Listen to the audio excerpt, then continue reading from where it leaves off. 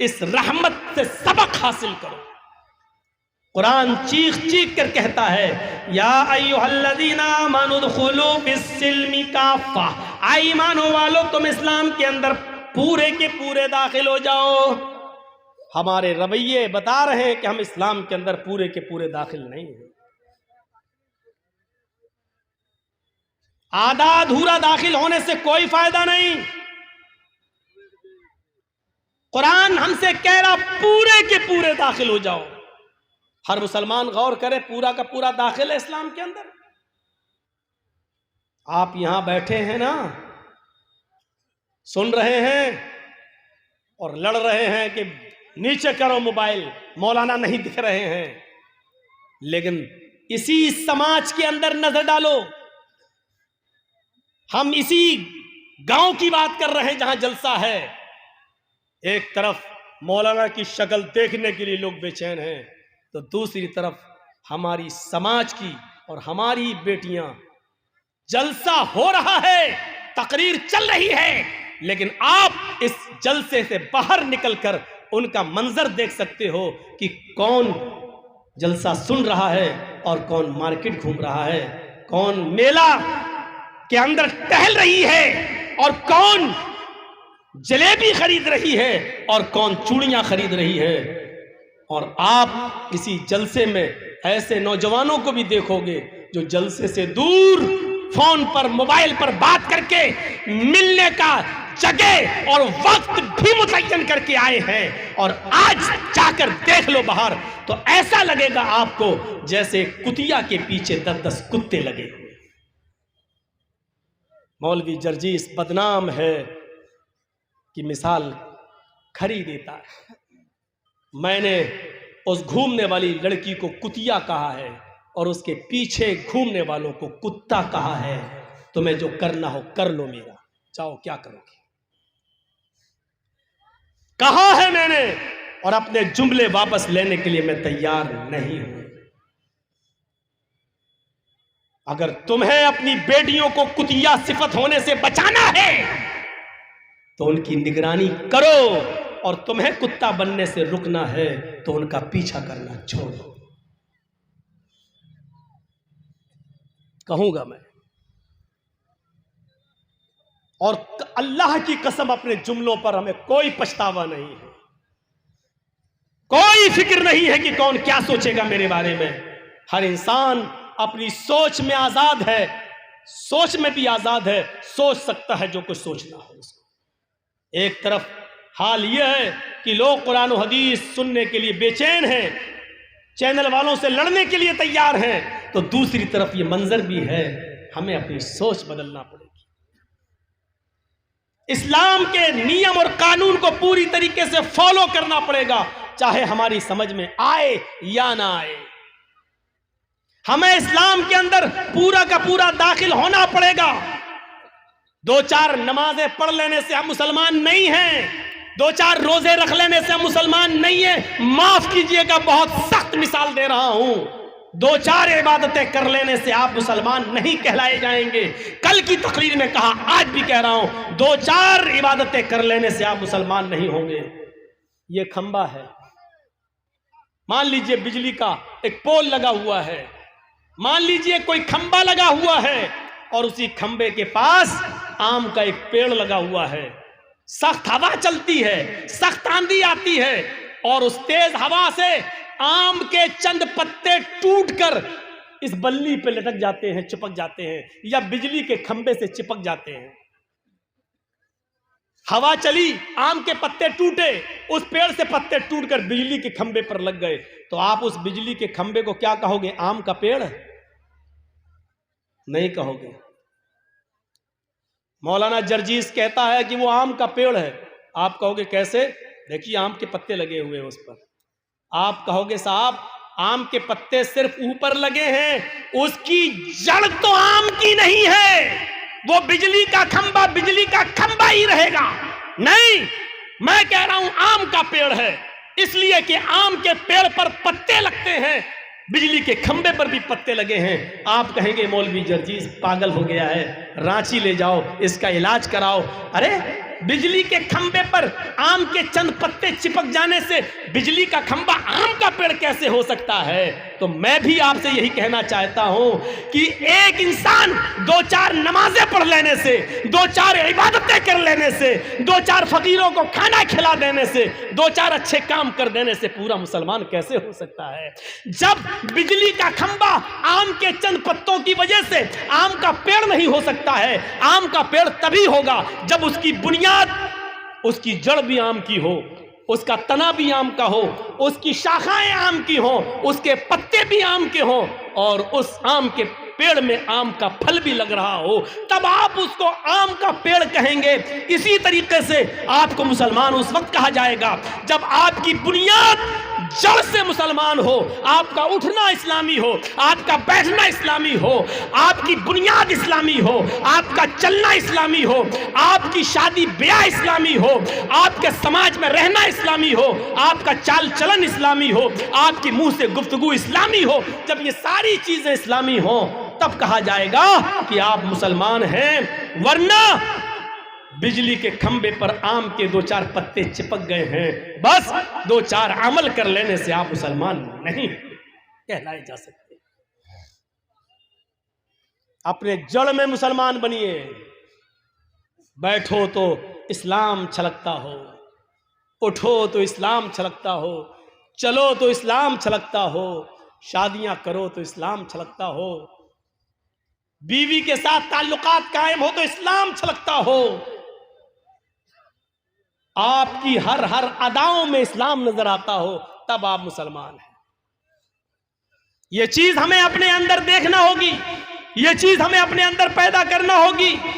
इस्लाम ने जो काम करने को कहे हैं वो करना है, जिन कामों से रोका है उससे रुकना है, चाहे उसमें फायदा हो या ना हो, चाहे उसमें हमारा फायदा हो या ना हो, लेकिन हमें रुकना है।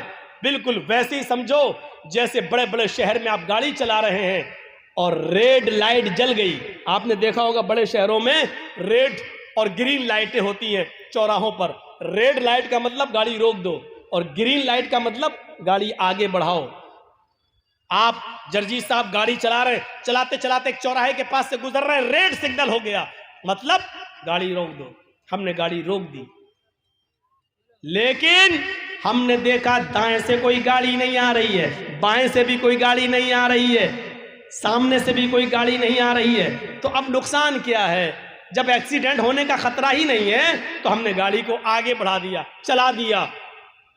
आपने रेड सिग्नल में गाड़ी आगे बढ़ा दी है, आपने कानून तोड़ दिया। पुलिस ने आगे पकड़ लिया, गाड़ी साहब गाड़ी चला, लाल बत्ती जल रही थी। अरे लाल बत्ती जल रही थी तो क्या हुआ? एक्सीडेंट तो नहीं हुआ, किसी गाड़ी को हमने ठोका थोड़ी है। आप जुर्माना तब ले सकते हैं जब हमने गाड़ी को ठोका हो, गाड़ी आ ही नहीं रही थी, हमने चला दिया। पुलिस वाला क्या कहेगा? हट, रेड सिग्नल क्यों तोड़ा? गाड़ी आ रही हो या ना आ रही हो, रेड सिग्नल तुमने क्यों तोड़ा? गाड़ी खड़ी करना यानी कानून का पालन, चाहे नुकसान हो या फायदा, हर हाल में तुम्हें कानून को फॉलो करना है। कोई चीज हमारी समझ में नहीं आ रही है लेकिन हमें कानून मानना है। अल्लाह के रसूल ने फरमाया कि मोज़ों पर ऊपर से मसा करो, ये वुजू बनाते वक्त ऊपर से, जबकि गंदगी या मिट्टी नीचे लगती है। अकल ये कहती है कि नीचे हाथ फेरना चाहिए, लेकिन नहीं, हमें ऊपर फेरना है। हमारी समझ में आए या ना आए, लेकिन हमें कानून मानना है। अल्लाह के नबी ने कहा वुजू बनाते वक्त नाक में पानी डालना है, उसका फायदा हमारी समझ में आए या ना आए, लेकिन हमें डालना है, क्योंकि नबी ने फरमाया यह कानून बना दिया है, हमें उस कानून को फॉलो करना है। बस हमें इससे मतलब नहीं होना चाहिए कि इसमें ना करें तो नुकसान क्या है।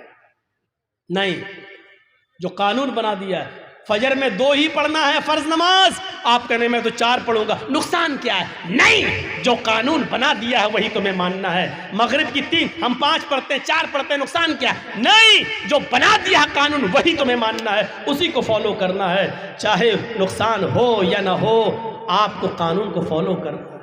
हमारा इस्लाम के साथ ताल्लुक कैसा होना चाहिए? एक पानी का बर्तन है, उसमें पत्थर डाल दिया, 2 दिन के बाद आइए पत्थर को निकाल के फेंकेंगे, पत्थर पानी से अलग हो जाएगा। 2 दिन के बाद जब आपने पानी से पत्थर को निकाला, پانی سے پتھر کو پھینک دیا. اس کا مطلب یہ ہے کہ پتھر نے پانی کو ایکسیپٹ نہیں کیا اور پانی نے پتھر کو بھی ایکسیپٹ نہیں کیا. جب تک پتھر پانی میں تھا لیکن جب چاہا تب آپ نے نکال کے پھینک دیا. یہ ہمارا اسلام سے تعلق نہیں ہونا چاہیے. جب تک ہم اسلام سے جڑے ہیں, جب چاہو ہم سے اسلام کو دور کر دو یا اسلام سے ہمیں دور کر دو, یہ نہیں ہونا چاہیے. ہمارا اسلام کے ساتھ تعلق رنگ کی طرح ہونا چاہیے. کھانے والا رنگ جانتے ہیں نا, جلیبی میں ڈلتا ہے, پلاؤ میں ڈلتا ہے, آپ لوگ رنگ لاتے ہیں, گلاب جامن وغیرہ میں ڈالتے ہیں. وہ رنگ لائیے اور پانی میں ڈال دیجئے, آپ تھوڑی دیر کے بعد دیکھیں گے رنگ پانی میں گھل گیا. پیلے رنگ کا رنگ نے پانی کو پیلا کر دیا, لال رنگ نے پانی کو لال کر دیا. اب آپ رنگ سے پانی کو الگ کرنا چاہیں تو نہیں ہوگا, پانی سے رنگ کو الگ کرنا چاہیں تو نہیں ہوگا.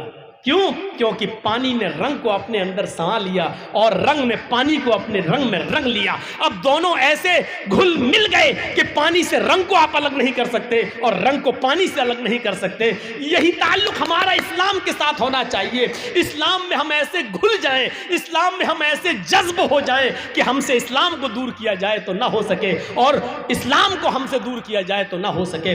ہماری سانس آخری سانس تک اسلام رہے, آخری سانس تک, مرتے دم تک ہماری زبان سے یہی نکلے, لا الہ الا اللہ, لا الہ الا اللہ. نہ ہم کو اسلام سے دور کیا جا سکے نہ اسلام کو ہم سے دور کیا جا سکے. یہ ہمارا اور اسلام کا تعلق ہونا چاہیے. آج کی تقریر ہم نے ایک نئے اسٹائل سے کی ہے اور ساری نئی باتیں ہم نے آپ کے سامنے رکھی ہیں.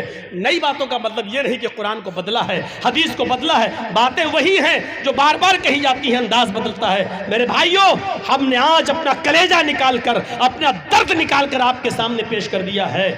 آج کے بعد چینل والے اپنا رویہ بدلیں اور سننے والے بھی اپنا رویہ بدلیں. اسلام کے اندر پورے کے پورے داخل ہو جائیں, ایسے داخل ہوں کہ اسلام کو ہم سے اور ہم سے اسلام کو کوئی بھی دور کرنے کی کوشش کرے تو نہیں کر سکے. جیسے حضرت سمیہ کو ابو جہل نے کہا اسلام چھوڑ دے, اس نے کہا نہیں چھوڑیں گے. اس نے نیزہ لیا اور سمیہ کی شرمگاہ میں داخل کر دیا.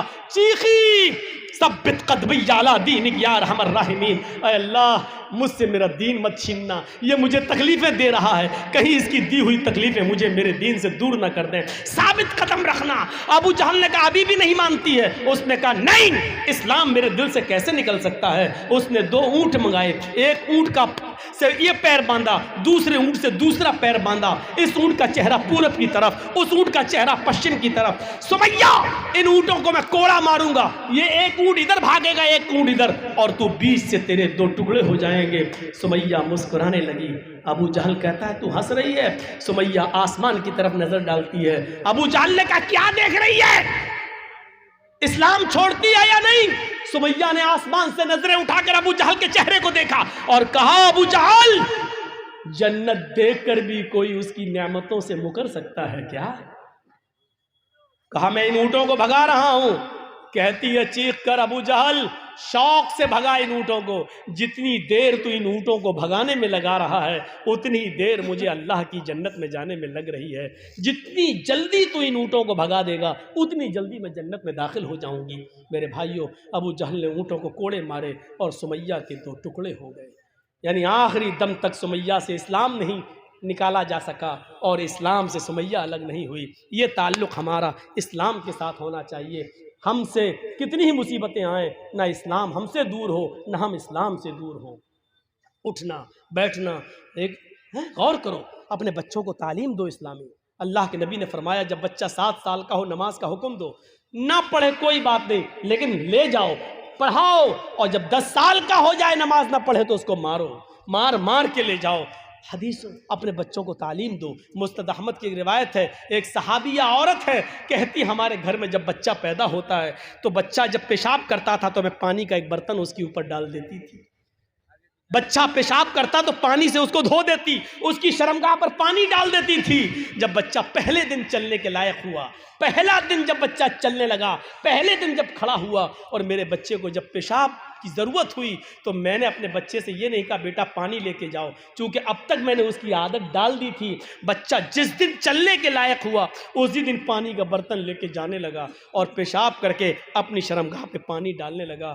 میں نے اپنے چھوٹے سے 1 سال کے اس 1.5 سال کے بچے کو دیکھا جو اپنی شرمگاہ پر اپنے ہاتھ سے پانی ڈال رہا ہے، حالانکہ اس کو استنجا کرنا نہیں آتا ہے، اس کو پیشاب کر کے دھونا نہیں آتا ہے، استنجا کیسے کیا جائے اس کو نہیں معلوم، لیکن میں نے اپنے بچے کو اپنی شرمگاہ پہ پانی ڈالتے ہوئے دیکھا۔ میں نے کہا فزت برب الکعبہ، اللہ کی قسم میں کامیاب ہو گئی، اللہ کی قسم میں کامیاب ہو گئی۔ میں اپنے بچے کو جیسا بنانا چاہتی تھی میں نے اپنے بچے کو اسلامی ماحول میں ڈال دیا۔ یہ اس عورت نے چیخ کر کہا اللہ کی قسم میں کامیاب ہو گئی۔ وہ عورتیں غور کریں جو 4 سال اور 6 سال کے بچے کی پینٹ کی چین کھول کر کھڑے ہو کر نالیوں میں پیشاب کراتی ہیں، تم اپنے بچوں کو اسلام کی تعلیم کیا دو گی؟ تم اپنے بچوں کو کیا بناؤ گی؟ جبکہ تمہارے شوہر BA اور MA کرنے کے بعد، PhD کرنے کے بعد، MBBS کرنے کے بعد خود گدھے اور کتوں کی طرح کھڑے ہو کر پیشاب کر رہے ہیں، تم اپنی اولاد کو بیٹھ کر استنجا کرنے کی تعلیم کیا دو گی؟ اور صحابیہ سے سیکھو، اسلام کے اندر ہمیں پورے کے پورے داخل ہونا ہے۔